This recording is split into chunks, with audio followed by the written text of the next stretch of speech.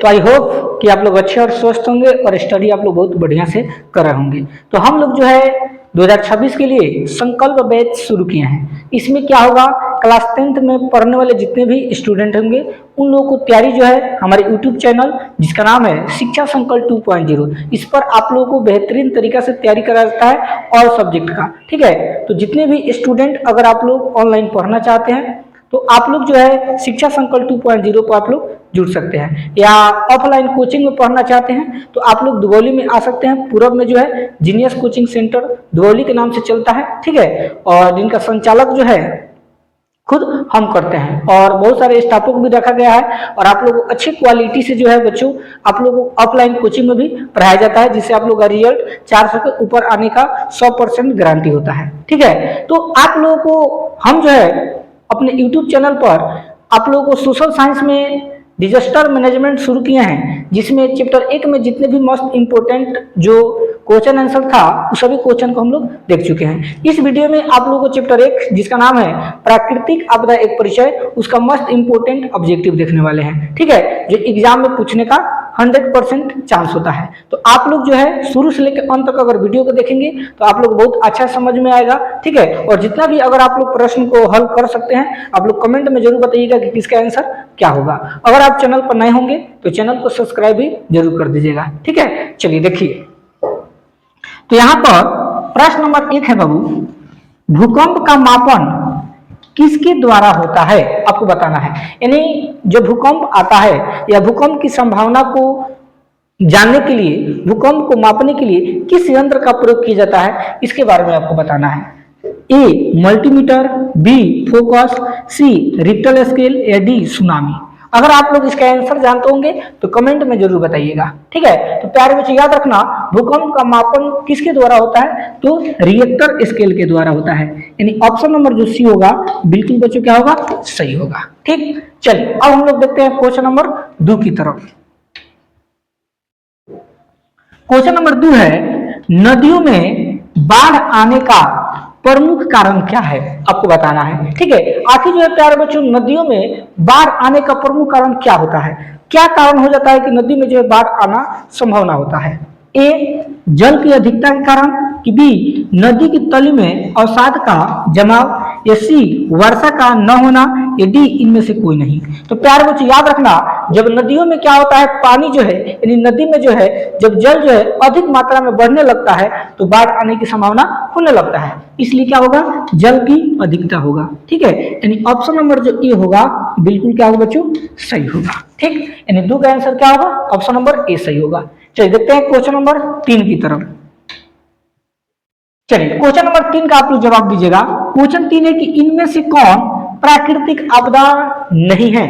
अब ध्यान समझिएगा, चारों ऑप्शन में कौन ऐसा ऑप्शन होगा जो प्राकृतिक आपदा नहीं है। प्राकृतिक आपदा का मतलब होता है कि जो ईश्वर के द्वारा प्राप्त नहीं होता है, जो ईश्वर के द्वारा नहीं होता है उसको हम लोग प्राकृतिक आपदा बोलते हैं। ठीक है, तो इसमें कौन है, अरे वो सॉरी, इसमें कौन ऐसा आपदा होगा प्यारे बच्चों जो आप लोग का प्राकृतिक आपदा जो है नहीं है, यानी मानव निर्मित आपदा आपको बताना है। तो देखो सुनामी जो है प्यारे बच्चों, बी बाढ़, सी भूकंप, या डी आतंकवाद। आप लोग कमेंट करके जरूर बताओ किसका आंसर क्या होना चाहिए, यानी चारों ऑप्शन में कौन जो होगा जो प्राकृतिक आपदा नहीं होगा आपको बताना है। तो देखो सुनामी जो है प्राकृतिक आपदा है, बाढ़ भी जो है प्राकृतिक आपदा है, भूकंप भी जो है प्राकृतिक आपदा है, लेकिन आतंकवाद जो प्यारे बच्चों आपका क्या है, मानव जनित आपदा है। ठीक है, यानी ऑप्शन नंबर डी जो होगा बिल्कुल सही होगा। ठीक, चलिए अब हम लोग देखते हैं क्वेश्चन नंबर 4 की तरफ।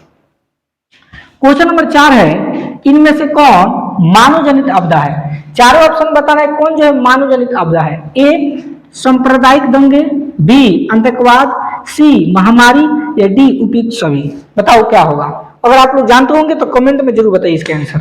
तो प्यारे बच्चों याद रखिएगा सांप्रदायिक दंगे ये मनुष्य के चलते ही होता है, आतंकवाद मनुष्य ही करता है, महामारी जो है बीमारी के कारण होता है, तो ये प्राकृतिक आपदा नहीं होगा। ठीक है, मनुष्य के अंतर्गत ही आता है, इसलिए उपयुक्त सभी। महामारी का मतलब क्या होता है, किसी एक व्यक्ति में अगर हो जाता है तो दूसरे व्यक्ति में फैलना स्टार्ट हो जाता है, तो यह व्यक्ति की वजह से हो रहा है ना, इसलिए महामारी भी जो है मानव जनित आपदा होता है। ठीक है, इसलिए ऑप्शन नंबर डी जो होगा करेक्ट सही होगा, उपयुक्त सभी। ठीक, चलिए अब हम लोग देखते हैं question number 5 number. Question number 5 है, भोपाल गैस त्रासदी किस प्रकार की आपदा थी, आपको बताना है। प्राकृतिक, बी मानवजनित, सी वायुमंडलीय या डी इनमें से कोई नहीं। तो याद रखना प्यारे बच्चों, भोपाल गैस त्रासदी का मतलब होता है गैस जो है अचानक ब्लास्ट हुआ था, यानी यह जो है किसी मनुष्य की गलती की वजह से हुआ था। ठीक है, इसलिए आपका किसके अंतर्गत आएगा, मानव जनित आपदा के अंतर्गत आएगा। इसलिए ऑप्शन नंबर जो बी होगा बिल्कुल सही होगा। ठीक, चलिए अब हम लोग देखते हैं नेक्स्ट क्वेश्चन नंबर 6। सभी कोई जितने भी लड़का लड़की वो वीडियो को देख रहे हैं, आप लोग अपना से खुद कमेंट करके बताओ कि किसका आंसर क्या होगा। इससे क्या होगा कि आपका रिवीजन होगा। जितने भी आप लोग पढ़े होंगे सवाल, आप लोगों को मालूम चलेगा कि हमको कितना याद है। ठीक है, इसलिए आप लोग समझ समझ कर जवाब दो। आपदा प्रबंधन किसे कहते हैं? ए भूकंप को रोकना, बी सुनामी उत्पन्न नहीं होने देना, सी प्राकृतिक आपदाओं के दुष्परिणामों को कम करने का उपाय किए जाना, या डी स्वच्छ पेयजल का प्रबंध करना। बताओ क्या होगा। तो याद रखना बच्चों, प्राकृतिक आपदाओं के दुष्परिणाम को कम करने का उपाय किए जाना, यानी ऑप्शन नंबर जो सी होगा बिल्कुल सही होगा। यानी आपदा प्रबंधन के काम होता है ना कि जितने भी अगर बाढ़ आ जाए, सुनामी आ जाए, सुखाड़ आ जाए, तो जो आपदा प्रबंधन के जितने भी कर्मचारी होते हैं वो चाहते हैं कि उसको क्या करे, कंट्रोल करे, किसी भी तरह उसको रोकने का प्रयास करते हैं। ठीक है, इसलिए ऑप्शन नंबर सी जो होगा बिल्कुल सही होगा। चलिए अब हम लोग देखते हैं क्वेश्चन नंबर 7। क्वेश्चन नंबर 7 है, इनमें से कौन मानव जनित आपदा नहीं है? ठीक है प्यारे बच्चों, चारों ऑप्शन बताना है कौन ऐसा ऑप्शन है जो मानव जनित आपदा नहीं है, यानी मनुष्य के द्वारा नहीं होता, वह प्रकृति के द्वारा होता है। बताओ, ए सांप्रदायिक दंगा, बी आतंकवाद, सी रेल दुर्घटना, या डी इनमें से कोई नहीं। तो देखो, सांप्रदायिक दंगे, आतंकवाद, रेल दुर्घटना, तीनों जो है क्या है, मानव जनित आपदा होगा। तो इनमें से कोई नहीं, यानी प्राकृतिक आपदा इनमें से कोई नहीं है। ठीक है, ऑप्शन नंबर डी क्या होगा बच्चों, सही होगा। चलिए अब हम लोग देखते हैं क्वेश्चन नंबर 8। चलिए 8 नंबर का आप लोग जवाब दो। सुनामी क्या है? सुनामी क्या है? एक ज्वालामुखी पहाड़, बी वर्षा ऋतु में नदी में बाढ़ आना, सी सूर्य की भीषण गर्मी, या डी विनाशकारी समुद्री लहर। बताओ क्या होगा, क्या हो सकता है? सुनामी क्या है? एक ज्वालामुखी पहाड़ है, या वर्षा ऋतु में नदियों में बाढ़ आना, या सी सूर्य की भीषण गर्मी, या डी विनाशकारी समुद्री लहर। तो प्यारे बच्चों समुद्री लहर होगा, यानी ऑप्शन नंबर डी जो होगा करेक्ट सही होगा, क्योंकि समुद्र में बच्चों क्या आता है, सुनामी आता है। ठीक, चलिए देखते हैं नेक्स्ट क्वेश्चन नंबर 9 की तरफ। बिहार में भूकंप कब आया था, आपको बताना है। जो बिहार है उसमें भूकंप कब आया था सर्वप्रथम? ए 1934 में, या बी 1904 में, या डी 2008 में, या डी 1997 में। तो याद रखना प्यारे बच्चों, बिहार में भूकंप 1900 कब में आया था? 34 ईस्वी में सबसे खतरनाक आया था। ऑप्शन नंबर जो ए होगा बिल्कुल सही होगा। चलिए देखते हैं क्वेश्चन नंबर 10 की तरफ। क्वेश्चन नंबर 10 है, भूकंप किस प्रकार का आपदा है? जो भूकंप है वो किस प्रकार का आपदा है? वायुमंडलीय है कि जलीय है कि प्राकृतिक है कि महामारी है? बताओ कमेंट करके। तो याद रखना बाबू, भूकंप जो होगा आपका प्राकृतिक आपदा है, क्योंकि यह जो है ईश्वर के द्वारा होता है। इसलिए ऑप्शन नंबर जो सी होगा बिल्कुल सही होगा। क्या आप लोग सभी प्रश्नों को जवाब दे पा रहे हो? एक बार सभी लड़का लड़की लोग कमेंट करके बताओ तो।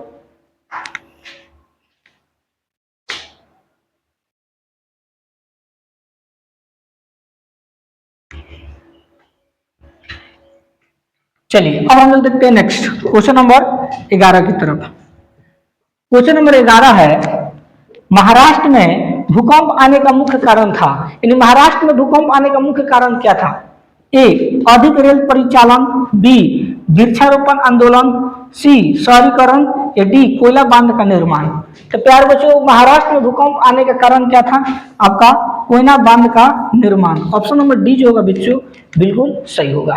ठीक, चलो अब हम लोग देखते हैं नेक्स्ट क्वेश्चन नंबर 12 की तरफ। इनमें कौन विस्तृत क्षेत्र को प्रभावित करने वाली आपदा है? ठीक है, चार ऑप्शन बताना है कौन जो है विस्तृत क्षेत्र, पूरे क्षेत्र को जो है प्रभावित करने वाली आपदा है।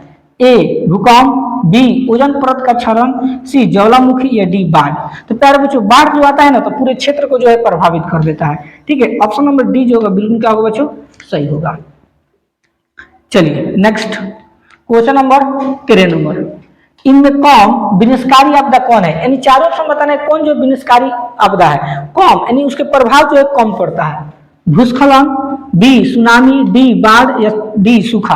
तो प्यारे बच्चों सूखा से जो है बहुत कम पड़ता है, बाढ़ से भी कम पड़ता है, बाढ़ जो है सबसे ज्यादा हानि पहुंचाता है, सुनामी जो है और हानि पहुंचाता है ज्यादा, भूस्खलन जो है प्यारे बच्चों कम होता है। कम भूस्खलन का मतलब होता है जैसे मान लीजिए सड़क है और यहाँ पर जो है बड़ी जो है चट्टान यानी पहाड़ जो है हुआ है या मिट्टी जो इकट्ठा हो गया है, तो इसमें से टूट के जब कोई चीज गिरता है तो गिरने के बाद जो है यहाँ से अन्य अगल बगल से आने वाले लोगों को क्या होता है, परेशानी होता है, या अचानक टूट कर गिरता है तो हानि पहुंचाता है। तो ये कभी कभी होता है, ठीक है, ये अचानक होता है या अगर हो भी करेगा ना तो उतना जो है क्षति नहीं पहुंचाता है, ठीक है। तो कम विनाशकारी कौन होगा आपका, भूस्खलन होगा, यानी ऑप्शन नंबर ए जो होगा बिल्कुल सही होगा। चलिए देखते हैं next question number 14 number, tsunami का प्रमुख कारण क्या है। आखिर सुनामी का प्रमुख कारण क्या है, सुनामी क्यों आता है। ए समुद्र में भूकंप का आना, बी स्थलीय क्षेत्र पर भूकंप का आना, डी द्वीप पर भूकंप का आना, या डी इनमें से कोई नहीं। तो प्यारे बच्चों सुनामी कौन चीज में आता है, समुद्र में आता है, तो समुद्र में भूकंप का आना जो होगा ऑप्शन नंबर ए जो होगा बिल्कुल सही होगा, ठीक। चलिए next question number 15 number, Bengal की खाड़ी का चक्रवात किन महीनों में भयानक होता है आपको बताना है, ठीक है। तो बंगाल की खाड़ी का चक्रवात किन महीनों में भयानक होता है, मई जून में कि जून जुलाई में, अगस्त सितंबर में कि अक्टूबर नवंबर में, बताइए। बंगाल की खाड़ी का चक्रवात किन महीनों में भयानक होता है बताओ। तो अगर आप लोग जानते होंगे तो कमेंट में जरूर बताओ। तो प्यारे बच्चों याद रखना बंगाल की खाड़ी का चक्रवात किन महीनों में आता है, तो आपका अक्टूबर नवंबर में जो है सबसे ज्यादा आता है, यानी ऑप्शन नंबर डी जो होगा बिल्कुल। चलिए देखिए next question number 16 number, question number 16 है इनमें कौन भारत का सूखा क्षेत्र माना जाता है। इन चारों ऑप्शन बताना है कौन जो है भारत का सबसे सूखा क्षेत्र है। ए पूर्वी राजस्थान, बी पूर्व मध्य प्रदेश, सी कर्नाटक का पठारी क्षेत्र, या डी ये सभी। तो याद रखना प्यारे बच्चों इनमें कौन भारत का सूखा क्षेत्र माना जाता है, तो पूर्वी आपका राजस्थान, ऑप्शन नंबर ए जो होगा बिल्कुल सही होगा। चलिए देखते हैं next question number 17 number, question number 17 है बाढ़ प्रबंधन में किस बात पर सबसे अधिक ध्यान देना चाहिए आपको बताना है, यानी बाढ़ प्रबंधन में किस बात पर आपको सबसे ज्यादा ध्यान देना चाहिए। ए नदी के तल को दूषित होने से बचाना चाहिए, बी नदी के दोनों ओर तटबंधों का निर्माण होना, सी नदी पर मजबूत पुल बनाना, या डी नदी के दोनों ओर घनी बस्तियां बसाना। तो प्यारे बच्चे यहाँ क्या करें, बाढ़ प्रबंधन यानी बाढ़ को रोकने के लिए सबसे बात क्या हम लोग को ध्यान देना चाहिए, तो नदी के जल को दूषित होने से बचाना चाहिए, कि नदी के दोनों तटबंधों का निर्माण करना चाहिए, या नदी पर मजबूत पुल बनाना चाहिए। तो प्यारे बच्चों ऑप्शन नंबर बी जो होगा बिल्कुल सही है, नदी के दोनों तटबंधों का क्या करना चाहिए, निर्माण करना चाहिए, यानी क्या करना चाहिए, बांध बनाना चाहिए, ठीक है, इसलिए बिल्कुल ऑप्शन सही है। चलिए क्वेश्चन नंबर 18 इनमें कौन क्षेत्र भूस्खलन से अधिक प्रभावित होता है। इन चारों ऑप्शन बताना है कौन ऐसा क्षेत्र है जो भूस्खलन से अधिक क्या होता है बच्चों, प्रभावित होता है। ए कश्मीर और उत्तराखंड, बी उड़ीसा और आंध्र प्रदेश, सी झारखंड, या डी मध्य प्रदेश। तो याद रखना इनमें क्षेत्र जो है भूस्खलन से अधिक प्रभावित वाला क्षेत्र कौन है, तो कश्मीर और उत्तराखंड, ऑप्शन नंबर जो ए होगा बिल्कुल सही होगा, ठीक।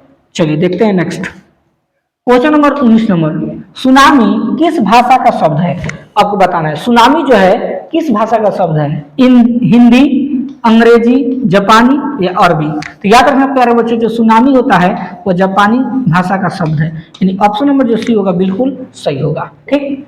चलिए देखते हैं नेक्स्ट क्वेश्चन नंबर 20 और लास्ट क्वेश्चन, बाढ़ क्या है आपको बताना है। बाढ़ जो है क्या है, प्राकृतिक आपदा है कि मानव जनित आपदा है, कि डी सामान्य आपदा है, या डी इनमें से कोई नहीं। तो याद रखना बाढ़ जो क्या है, बाढ़ जो एक प्राकृतिक आपदा है जो ईश्वर के द्वारा प्राप्त होता है, ठीक है। तो चैप्टर 1 में प्यारे बच्चों जितना भी मस्त इंपोर्टेंट ऑब्जेक्टिव क्वेश्चन था जो आपके एग्जाम में पूछने वाला है सभी प्रश्नों को बता दिए हैं। तो आप लोग रिवीजन अच्छा से कर लीजिएगा और कमेंट में जरूर बताइए प्यारे बच्चों कि आप लोग 20 ऑब्जेक्टिव में आप लोगों का कितना ऑब्जेक्टिव सही है। और अभी भी चैनल को सब्सक्राइब नहीं किए हैं प्लीज चैनल को सब्सक्राइब जरूर कर दीजिएगा। मिलते हैं नेक्स्ट टॉपिक के साथ, तब तक के लिए धन्यवाद।